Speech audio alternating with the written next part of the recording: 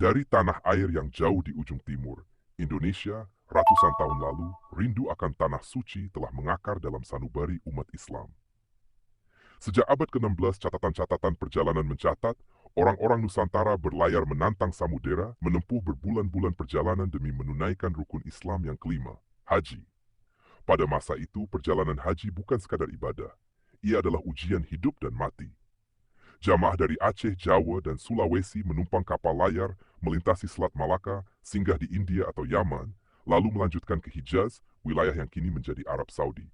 Tak jarang banyak yang tak kembali, ditelan badai atau sakit dalam perjalanan.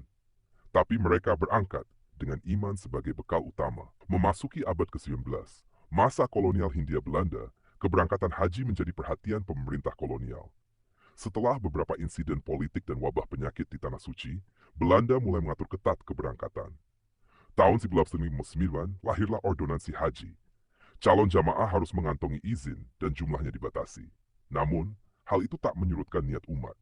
Sebaliknya, semangat justru kian menguat, karena haji adalah lambang pembebasan, baik ruhani maupun sosial. Di awal abad ke-20, kapal uap mulai menggantikan kapal layar.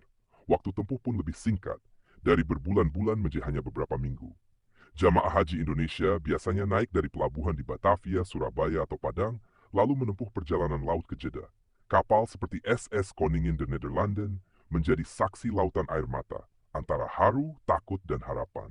Tahun 1947, setelah Indonesia merdeka, keberangkatan haji masuk era baru. Negara hadir. Pemerintah Republik Indonesia mengatur pemberangkatan secara resmi, meski fasilitas masih sederhana. Tahun 1950-an, jamaah haji masih harus menunggu lama di pelabuhan dan tidur di kapal berhari-hari. Tapi mereka tetap pergi karena panggilan itu tak bisa ditunda. Lalu datanglah era pesawat terbang. Tahun 1952, rombongan pertama jamaah haji Indonesia diberangkatkan melalui udara. Ini revolusioner. Dari laut ke langit. Meski biaya mahal dan jumlah terbatas, pintu sejarah telah terbuka.